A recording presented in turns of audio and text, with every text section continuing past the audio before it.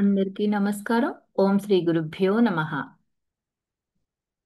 ఒక యోగి ఆత్మకథలో నిన్న మనం పరమహంస గారు బిఏ పట్టా సాధించటానికి ఫైనల్ ఎగ్జామ్స్ ఎలా రాశారు, ఇంగ్లీష్ సాహిత్యం, ఆయన ఆంగ్ల భాషా సాహిత్య ఎగ్జామ్ రాసినప్పుడు మనం ఇక్కడ ఒక విషయాన్ని గమనించాము. ఎందుకంటే ఆయన పొరపాటుగా ఏమరపాటుతో ఒక ప్రశ్నకు బదులు ఇంకొక ప్రశ్నకు సమాధానాలు రాయడం అనేది జరిగింది.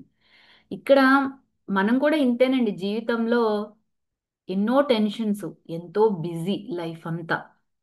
మనం కూడా కొన్ని కొన్ని నిర్ణయాలు తీసుకునేటప్పుడు ఇలాగే ఏమరపాటుతో ఆ యొక్క విచక్షణ జ్ఞానాన్ని కోల్పోయి, ఎరుక అనేది కోల్పోయి కొన్ని కొన్ని నిర్ణయాలు తీసుకుంటూ ఉంటాం. అందువల్ల మన జీవితంలో మనం ఎన్నో కష్టాలు, నష్టాలు, భయాలు ఎన్నో ఎదుర్కోవాల్సి వస్తూ ఉంటుంది.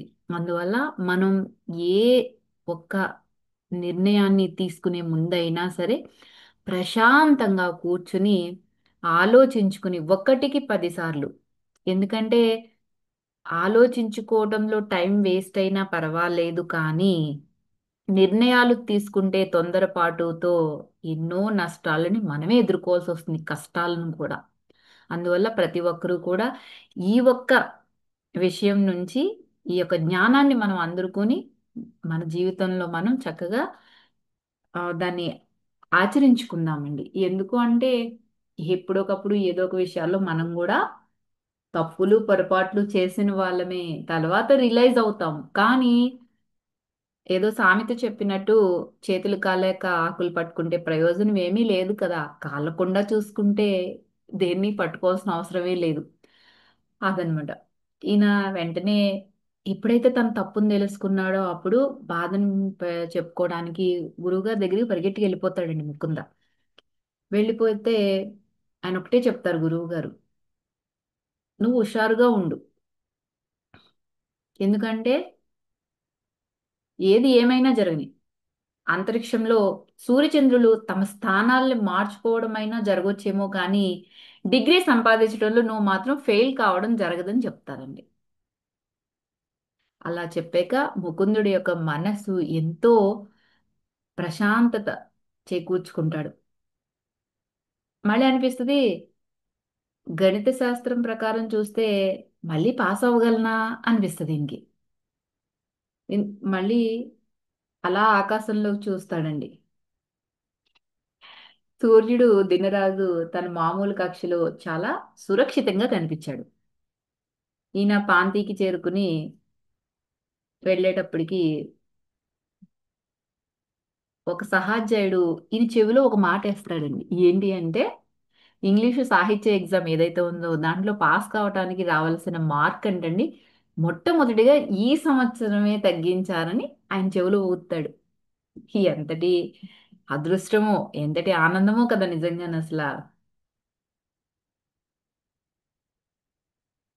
ఆ వెంటనే ఆ జడదారైన సన్యాసి ఈయన చూసి నవ్వుతూ, చదువు సంధ్యల మీద ఇంత హఠాత్తుగా ఆసక్తి పుట్టించేసి నాయన అని అడుగుతున్నాడండి. ఎందుకంటే ఇన్నాళ్ళు సన్యాసిలో జీవించి ఈ చివరి క్షణంలో ఈ చదువు మీద ఎందుకు ఇలా గోల పెట్టడం దేనికి?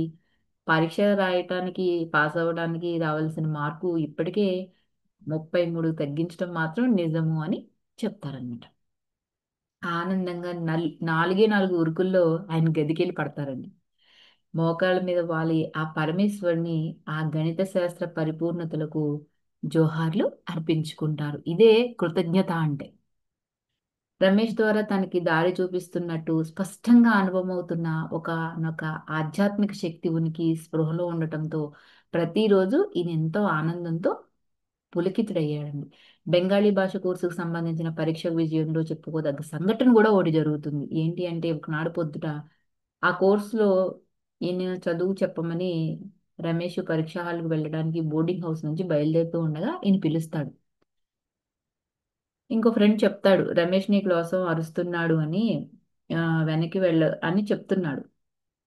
కానీ ఇంకొకడు ఏమంటున్నాడు, వెనక్కి వెళ్ళకు, పరీక్ష హాల్కి వెళ్ళడానికి ఆలస్యం అయిపోతుంది అని ఇంకొకడు చెప్తున్నాడు. అతన్ని సలహా పట్టించుకోకుండా నువ్వు బోర్డింగ్ హౌస్కి పరిగెత్తు అని. అసలు ఏ బెంగాలీ కుర్రోడైనా ఆ బెంగాలీ పరీక్షలో సులువుగా పాస్ అయిపోతాడు అన్నాడంటండి రమేష్. కానీ ఈ ఏడాది ప్రొఫెసర్లు పాఠ్యపుస్తకాల మీద ప్రశ్నలు అడిగి విద్యార్థుల్ని ఊచకోత కొయ్యాలని ఎత్తివేసినట్టు ఆయన మనసుకు అనిపిస్తుందండి అప్పటికప్పుడు. 19వ శతాబ్దంలో ప్రసిద్ధుడైన విద్యాసాగర్ అనే బెంగాలీ ప్రజాహితకారుడి జీవితంలోంచి రెండు కథలు టూకీగా చెప్పాడంట. వెంటనే రమేష్కి ధన్యవాదాలు చెప్పి సైకిల్ ఎక్కేసి గబగబా పరీక్షా హాలుకి పరిగెత్తేస్తాడండి. అక్కడ బెంగాలీ పరీక్ష పత్రంలో రెండు భాగాలు ఉండటం ఈయన గమనించాడు. అందుట్లో మొదటి ప్రశ్న ఏంటంటే విద్యాసాగర్ల దాన ధర్మాలకి రెండు ఉదాహరణలు రాయమని. అంతకుముందే గడించిన జ్ఞానాన్ని రమేష్ ద్వారా ఏదైతే జ్ఞానాన్ని గడించాడో అదంతా కూడా సమాధానం పత్రం మీదకి బదలాయింపు చేస్తూ చిట్ట చివరి క్షణం రమేష్ పిలుపును ఖాతరు చేసినందుకు ఆ దేవుడికి చిన్నగా ధన్యవాదాలు కూడా చెప్పుకున్నాడు. విద్యాసాగర్ల ఉపకారాలు ఇప్పటికీ కూడా ఈయనకి చేసింది కూడా కలుపుకొని ఆయనకు తెలిసి ఉండకపోతే ఆయన ఆ బెంగాలీ పరీక్షలో అసలు పాస్ అయి ఉండేవాణ్ణి కాదు అని చెప్తున్నారండి. పత్రంలో ఇంక రెండో ప్రశ్న చూస్తే ఎక్కువగా ఉత్తేజపరిచిన ఒక వ్యక్తి జీవితాన్ని గురించి బెంగాలీలో ఒక వ్యాసం రాయమన్నారు.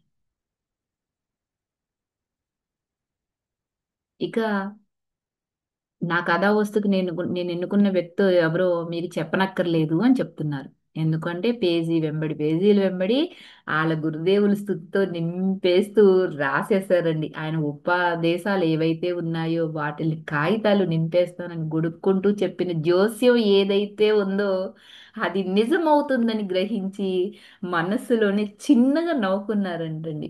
మరి ఆ రోజు గురుదేవుడి దగ్గరికి వెళ్ళినప్పుడు నువ్వు పరీక్షలకి సిద్ధమవ్వు అంటే మీ గురించే రాస్తానులే, మీ మీ మీ ఉపదేశాలని నింపేస్తాను అని ఈయన అన్నాడు కదండి ఆ రోజు. అది నిజంగా ఇక్కడ జరుగుతుంది చూడండి మరి.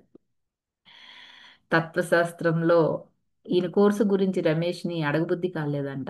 ఎందుకంటే శ్రీ యుక్తేశ్వర గారి సన్నిధానంలో చాలా కాలం పొందిన శిక్షణ మీద విశ్వాసం ఉంచి ఆ పాఠ్య పుస్తక వివరణని ఉపేక్ష చేసేస్తారంటండి. ఈయన పేపర్లు అన్నిటికన్నా ఎక్కువ మార్కులు వచ్చింది ఈ యొక్క తత్వశాస్త్రం పేపర్లోనే అంట. మిగిలిన సబ్జెక్టులు అన్నిటిలో కూడా అత్యవసర మార్కులతోనే ఆయన పాస్ అయ్యాడంట. అంతవరకే చదువుకున్నాడు కదండి, ఎక్కువ మార్కులు కావాలని ఆయన ఏం అనుకోలేదు కదా.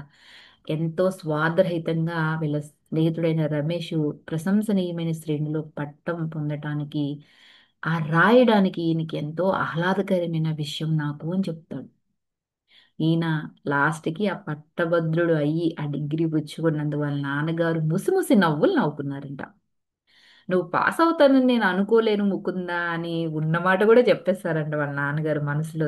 మీ గురువు గారి దగ్గర ఎక్కువ కాలం గడిపేస్తున్నావు అని వాళ్ళ నాన్నగారు పైకి చెయ్యని విమర్శను నిజానికి గురుదేవులు సరిగ్గానే కనిపెట్టేశారు అని చెప్తున్నారు. ఈయన పేరు వెనక డిగ్రీ చూసుకునే రోజున ఎప్పటికైనా వస్తుందా అన్న నమ్మకం ఈయనకు అసలు చాలా నాళ్ల పాటు లేనే లేదు. ఏదో కాలేజీకి వెళ్తున్నాడు చదువుతున్నాడు కానీ అది ఎంతో భగవత్ ప్రసాదంగా వచ్చిందన్న ఆలోచన లేకుండా ఆ డిగ్రీని ఉపయోగించడం చాలా అరుదు అంటున్నారు.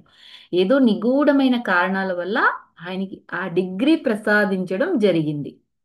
కాలేజీలో చదువుకున్న వాళ్ళు తమ దిగమించిన జ్ఞానంలో చాలాగా కొద్దిగా మాత్రమే పట్టభద్రులైన తరువాత తమకు మిగిలిందని అంటూ ఉండటం అప్పుడప్పుడు వింటుంటాం కదా మరి. ఎందుకంటే వాళ్ళు కాలేజీలో ఎంత చదువుకున్నా అది ఇప్పటికీ గుర్తుండాలని ఏం లేదు కదండి. ఈ విధంగా ఒప్పుకోవడం అంటే విద్యా విషయంలో నిస్సందేహంగా నాకున్న లోపాలకి ఒక్క రవ్వ ఊరట కూడా కలిగిస్తుంది అని చెప్తున్నారు. కలకత్తా విశ్వవిద్యాలయం నుంచి 1915 జూన్ నెలలో డిగ్రీ తీసుకున్నారు. వీళ్ళ గురుదేవుల పాదాల మీద వాలి ఆయన ప్రాణశక్తిలోంచి ఈయన ప్రాణశక్తిలోకి ప్రసరించిన ఆశీస్సులన్నిటికీ కూడా ఆయనకు కృతజ్ఞతలు తెలుపుకున్నారండి. లేముకుందా అన్నారు ఎంతో ప్రేమగా అనునయంగా. సూర్యచంద్రుల స్థానాన్ని మరో విధంగా మార్చడం కంటే నిన్ను పట్టభద్రుని చేయడమే ఎక్కువ సౌకర్యంగా కనిపించి ఉంటుంది ఆ ఈశ్వరుడికి అని ఒక చిన్న మాట అంటారు చూడండి మరి. ఉం? అసలు ఎంత చక్కగా చెప్పారో చూడండి. ప్రాణశక్తి అన్నది నేను రేపు చెప్తానండి. ఆయన ప్రాణశక్తిలోంచి ఈయన ప్రాణశక్తిలోకి ప్రసరించిన ఆశీస్సులు అది ఎలా ఏంటి అనేది. థ్యాంక్ యూ ఫర్ వాచింగ్ అండి. రేపు కలుసుకుందాం.